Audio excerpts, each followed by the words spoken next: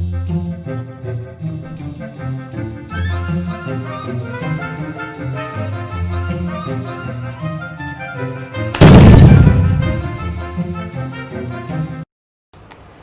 Students, I hope you all are fine at your home.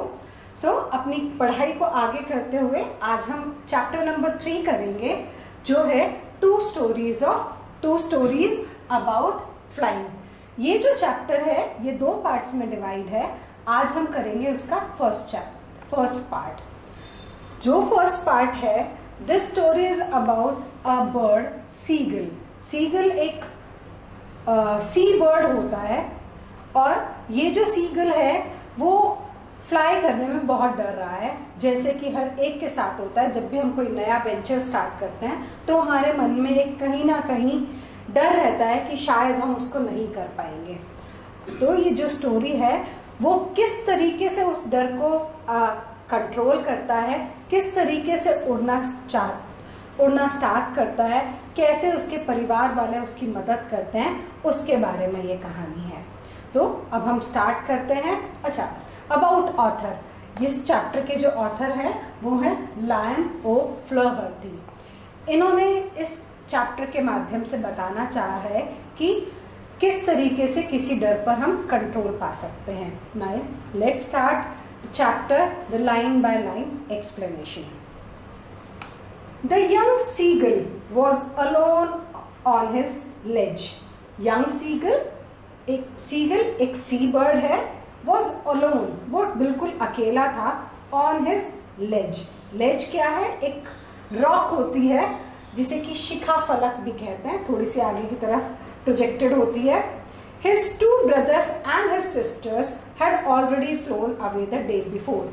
अब उसके जो भाई और बहन है वो ऑलरेडी उड़ना सीख चुके थे एक दिन पहले ही। He had been afraid to fly with them. उसे डर लग रहा था उन लोगों के साथ उड़ने में। Somehow, किसी तरीके से, when he had taken a little run forward to the brink of the ledge.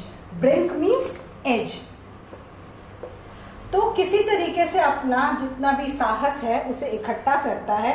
और जैसे कि आपने देखा होगा कि जब एयरप्लेन जो होता है वो उड़ने की तैयारी करता है तो थोड़ी देर वो रनवे पे थोड़ा सा दौड़ता है। इन द सेम वे वो भी जब उड़ने की तैयारी के लिए उसने सोचा कि नहीं अब मैं उड़ूंगा, वो दौड़ता हुआ ब्रिंक तक, ब्रिंक मतलब एज, किनारा, वो उस चट्टान के किनारे तक आता है।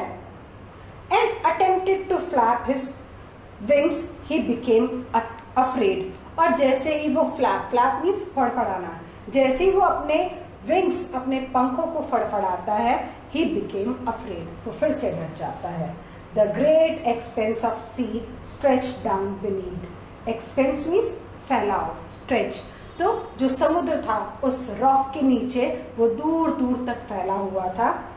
And it was such a long way down, miles down। और उसे वो जो रास्ता दिख रहा था वो बहुत ज्यादा लग रहा था। He felt certain that his wings would never support him। और उसे विश्वास था कि उसके जो पंख हैं वो उसे सपोर्ट नहीं करेंगे। So he bent his head and ran away back to the little hole under the ledge where he slept at night। तो क्या किया उसने? गर्दन अपनी नीचे झुकाई डिसअपॉइंटमेंट में, और वहां उस लेज में जो एक छोटा सा छेद बना हुआ था जहां की वो कल रात सोया था, वापस उसके अंदर घुस जाता है। Then even when each of his brothers and his little sister, उसके दोनों भाई और उसकी छोटी बहन, whose wings were far shorter than his own, जिनके की पंख, उसकी बहन के पंख जो थे उसके पंखों से छोटे थे, ran to the brink, वो उस एज तक दौड़े, flap their wings, अपने पंखों को फड़फड़ाया, and flew away, और उड़ गए वहां से। He failed to muster up courage to take that plunge which appeared to him so desperate। अब उसने अपना जो करेज था वो क्या किया? इकट्ठा किया। Muster means collect. उसने अपना साहस जो था उसे इकट्ठा किया और टू टेक दैट प्लंज, वो छलांग लगाने के लिए जो कि उसके आगे थी, उड़ने के लिए और जिसके लिए वो बहुत ज्यादा डेस्परेट था। डेस्परेट मीन्स अ स्ट्रॉन्ग अर्ज। His father and mother had come around. उसके मम्मी पापा उसके आसपास थे। Calling to him shrilly, और वो तीखी आवाज में, shrilly means sharp voice, और तीखी आवाज में चिल्ला रहे थे।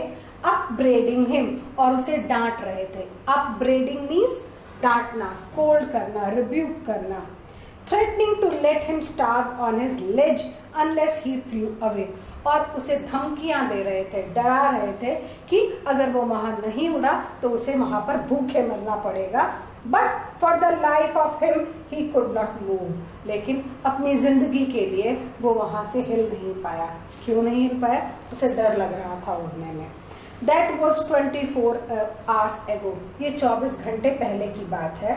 सिंस देन, उसके बाद, nobody had come near him, कोई उसके आसपास नहीं आया। The day before, और एक दिन पहले, all day long, पूरा दिन, he had watched his parents flying about with his brothers and sister, और उसने देखा था कि किस तरीके से उसके पेरेंट्स उसके भाई बहनों के साथ उड़ रहे थे, उसे सिखा रहे थे। perfecting them in the art of flight, कि किस तरीके से जो उड़ने की आर्ट है, उड़ने की कला है, उसे कैसे परफेक्ट किया जा सकता है। Then and how to teaching them how to skim the waves. Skim means touch करना, and how to skim the waves and how to dive for fish. किस तरीके से पानी को टच करते हुए निकलना है, किस तरीके से मछलियों को पकड़ना है, कैसे डाइव लगानी है। He had in fact seen his older brother catch his first herring and devour it. और उसने देखा अपने बड़े भाई को उसकी पहली हेरिंग क्या है? एक फिश का टाइप है। हेरिंग एक सॉफ्ट फिश होती है, सी फिश ही है। किस तरीके से उसे पकड़ा था और कैसे वो उसका स्वाद लेकर खा रहा था। डिवोर मीन्स मजे लेना। It standing on a rock, एक चट्टान पर खड़े होकर, while his parents circled around raising a proud cackle, और जब वो ये सब कर रहा था उसके पेरेंट्स उसके चारों तरफ चक्कर लगा रहे थे और बहुत ही गर्व से cackle, cackle means the bird, the sound of a bird, और वो अपनी आवाज में उसे शाबाशी दे रहे थे। And all the morning the whole family had walked about on the big plateau midway down the opposite cliff, taunting him with his cowardice. अब और पूरी की पूरी सुबह उसके जो फैमिली थी वो सामने वाली बिग प्लाट्यू मीन्स पठार जिसको कहते हैं, वहां पर दूसरी तरफ उस रास्ते में आगे अपोजिट साइड, अपोजिट क्लिफ, एक सामने बिल्कुल अपोजिट में जो एक चोटी थी वहां पर बैठे हुए थे। टॉन्टिंग हिम, टॉन्टिंग मतलब किसी पर कटाक्ष करना, हंसना, व्यंग करना, और वो उसके ऊपर टॉन्ट कर रहे थे विद हिज कवर्डाइज, उसकी कायरता के लिए।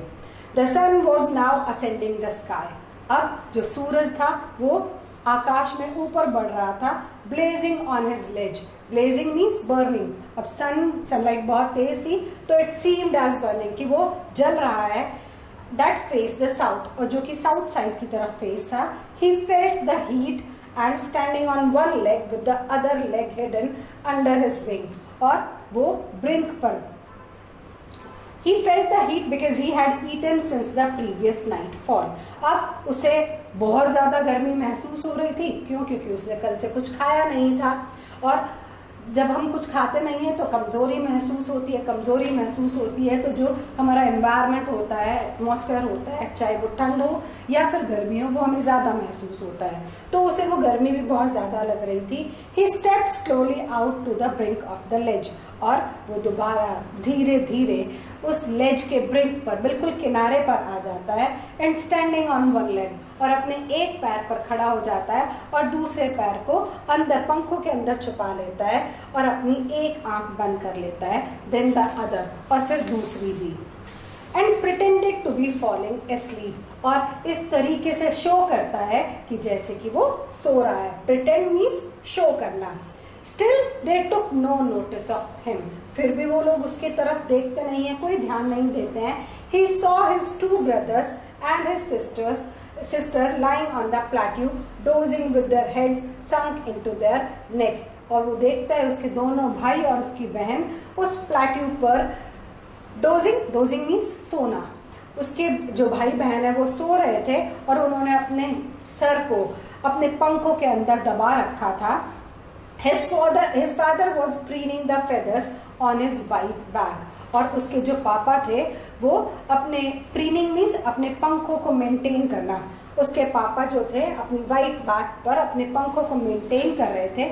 Only his mother was looking at him, सिर्फ उसकी माँ उसे देख रही थी। She was standing on a little high hump on the plateau.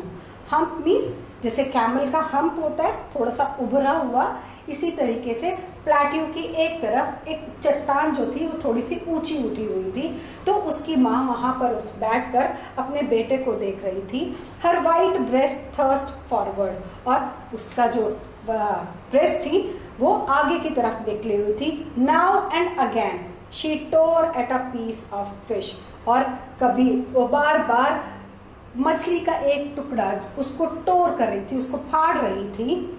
And that lay at her feet, और अपने पैरों में रख रही थी। And then scraped each side of her beak on the rock, और फिर अपनी चोंच को उस चट्टान पर स्क्रैप कर रही थी, उसे शार्प करने की कोशिश कर रही थी। The site of the food मैडेंड him, और जैसे ही उसने अपनी माँ के पास खाना देखा वो एकदम से पागल हो गया। How he love to tear food, उसे भी कितना अच्छा लगता था इस तरीके से अपने खाने को फाड़ना जैसे माँ कर रही थी। Scraping his beak now and again to whet it, और कैसे वो अपनी बीक को चट्टान पर रगड़ता था उसे शार्प करने के लिए। वेट मीन्स शार्प करना। Ga ga ga he cried begging her to bring him some food, अब वो चिल्लाने लगता है और अपनी माँ को रिक्वेस्ट करता है कि मुझे भी खाना देकर जाओ। गा कूला शी स्क्रीम बैक, वो भी वापस आवाज निकालती है। But he kept calling plaintively, और लेकिन वो उसे वैसे ही उसी तरीके से बार बार बुलाने लग रहा था। एंड आफ्टर अ मिनट और सो ही uttered a joyful scream, और फिर 1 मिनट बाद ही उसने एक तेज खुशी वाली चीख निकाली। His mother had picked up a piece of fish, उसकी माँ ने एक मछली का टुकड़ा अपनी चोंच में उठाया। And was flying across to him, और वो उड़कर उसके पास आ गई। He leaned out, वो आगे की तरफ झुका। Eagerly, बहुत इच्छुक होकर, टैपिंग द रॉक, अपने पैरों से उस रॉक को टैप करने लगा। Trying to get nearer to her, और उसके करीब जाने की कोशिश करने लगा। एज शी फ्लू अक्रॉस, जैसे ही वो उड़कर आई। But when she was just opposite to him, जैसे ही वो उसके अपोजिट थी, शी हाल्टेड, वो रुकी वहां पर। हर विंग्स मोशनलेस, उसके जो पंख थे वो मोशनलेस हो गए, बिल्कुल स्थिर हो गए। The piece of fish in her beak almost within reach of his beak, उसकी माँ की चोंच में जो मांस का टुकड़ा था, फिश का टुकड़ा था, वो उसकी चोंच के बिल्कुल आसपास ही था। He waited a moment in surprise, उसने थोड़ी देर उस सरप्राइज होकर वेट किया।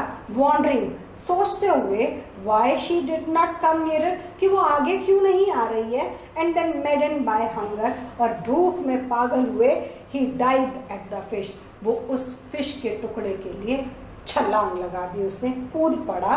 विद अ लाउड स्क्रीम, बहुत तेज चिल्लाहट के साथ, ही फेल आउटवर्ड्स, वो आगे की तरफ गिरा। एंड डाउनवर्ड्स इनटू स्पेस, कभी ऊपर हो रहा था कभी नीचे हो रहा था।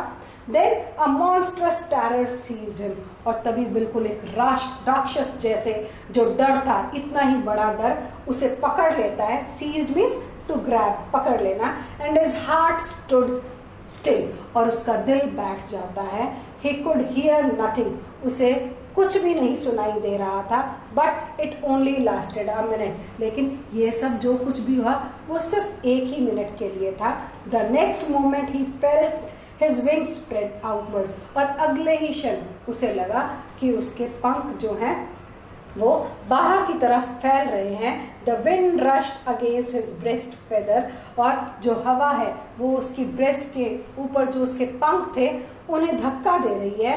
देन अंडर हिज स्टमक, और उसके पेट पर, पेट के नीचे, एंड अगेंस्ट हिज विंग, और उसके पंखों को भी।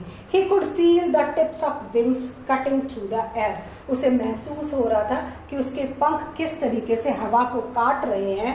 He was not falling headlong now, अब वो आगे की तरफ नहीं गिर रहा था। He was soaring gradually, और अब वो धीरे धीरे सोर कर रहा था। सोर करना मतलब आकाश में या कहीं पर खुली हवा में तैरना, जैसे क्लाउड सोर करते हैं। In the same way he was soaring downwards and outwards, ऊपर नीचे। He was no longer afraid, अब वो डर नहीं रहा था। He just felt a bit dizzy, बस उसे थोड़ा सा अनकंफर्टेबल लग रहा था, तक वो अपना बैलेंस बनाने के लिए कि उसका बैलेंस खराब ना हो जाए। Then he flapped his wings once, दोबारा उसने अपने पंखों को फड़फड़ाया, and he soared upwards, और फिर दोबारा वो ऊपर की तरफ उड़ चला। गा गा गा गा गा कूल आ। His mother swooped past him, उसकी माँ उसके पीछे पीछे उड़ रही थी। Her wings making a loud noise, और उसके पंख जो थे वो बहुत तेज तेज आवाजें निकाल रहे थे। He answered her with another scream, और उसके जो पंख थे वो He answered her, उसने उसे जवाब दिया दूसरी चिल्लाहट के साथ। Then his father flew over him screaming, और फिर उसके पिता भी उसके ऊपर उड़ते हुए आ गए, चिल्लाते हुए, आवाजें निकालते हुए। He saw his two brothers, उसने अपने दोनों भाइयों को भी देखा और उसकी सिस्टर को भी देखा, flying around him, और वो उसके आस पास फ्लाई कर रहे थे, उड़ रहे थे। Curveting and banking and soaring and diving. Curveting means छलांगे लगाना, जैसे कि घोड़ा छलांग लगाता है। Banking एक विंग से, flying with one wing higher than the other, ऐसे थोड़ा सा टिल्ट होकर उड़ना। And soaring and diving, और तैरते हुए और डाइव करते हुए। Then he completely forgot, और वो तब बिल्कुल भूल गया था that he had not always been able to fly, कि उसे ये लगता था कि वो शायद कभी नहीं उड़ पाएगा। And commended himself to dive, और उसने अपने आप को मना लिया इस चीज के लिए कि हाँ वो भी डाइव कर सकता है, सोर कर सकता है, कर्व कर सकता है। Shrieking shrilly, और वो चिल्ला रहा था तीखी आवाज में। He was near the sea now, अब वो समुद्र के बिल्कुल पास था। Flying straight over it, बिल्कुल सीधा उसके ऊपर उड़ रहा था। Facing straight out over the ocean, और वो उस ओशियन पर बिल्कुल स्ट्रेट उड़ता जा रहा था।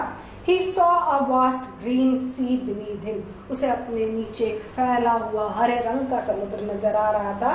With little ridges moving over it, and he turned his beak sideways and cawed amusedly, और वो वहाँ पर छोटे छोटे ridges मूव कर रहे थे उसके ऊपर। उसने अपनी बीक को टर्न किया साइड में, एंड कॉर्ड, और आवाजें निकाली अम्यूजली, बिल्कुल ऐसे सरप्राइजिंग होकर। His parents and his brothers and sister had landed on this green flooring ahead of him.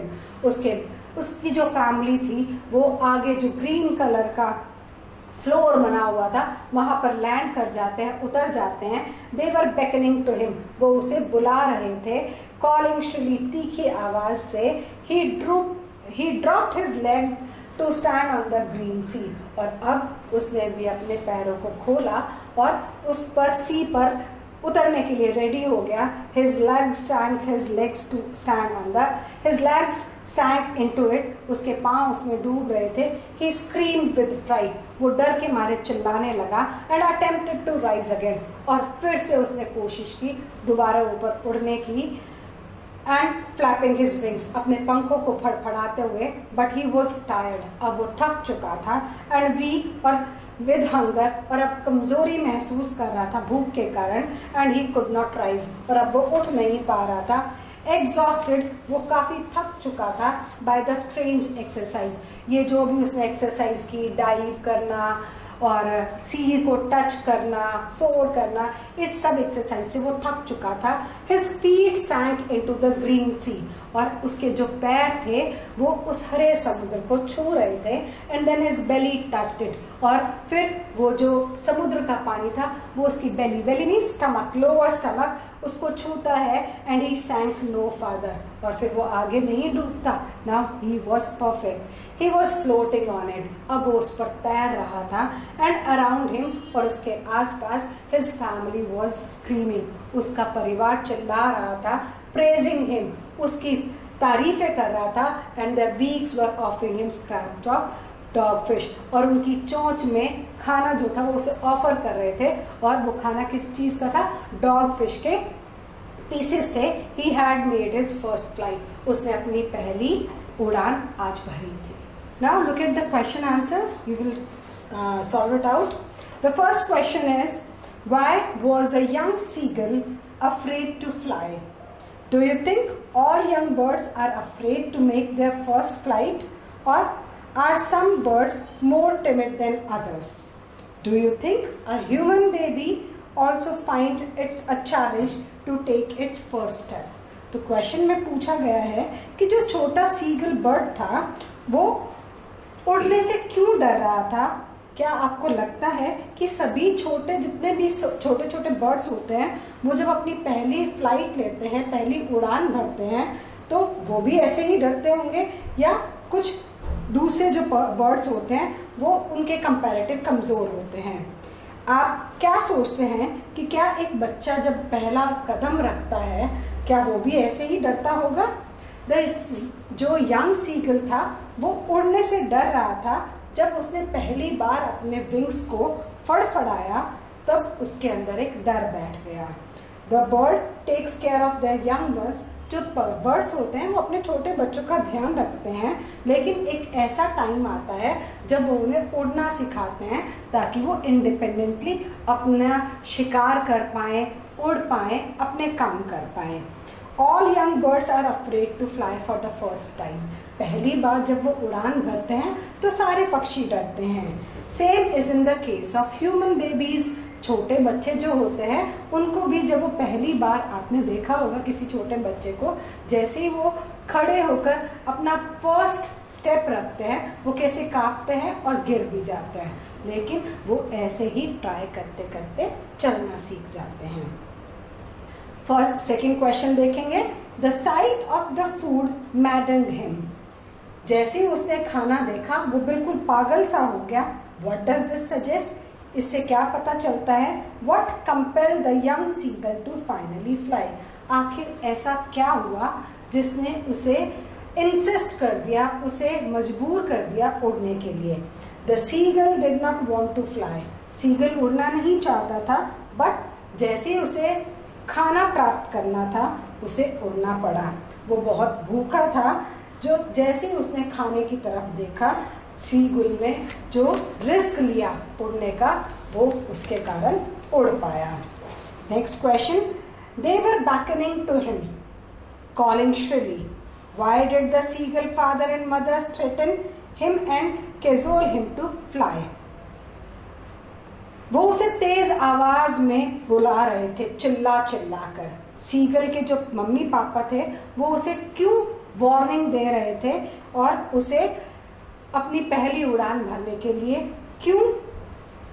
Cajole means फुसलाना, जब हम किसी को बहलाते फुसलाते हैं तो उन्होंने किस तरीके से फुसलाया था कि अगर तुम नहीं उड़ोगे तो इसी लिज पर भूखे मर जाओगे। जो यंग सीगल था उसके पेरेंट्स उसे वो चाहते थे कि सीगल अपनी उड़ान भरे, वो उड़ना सीखे।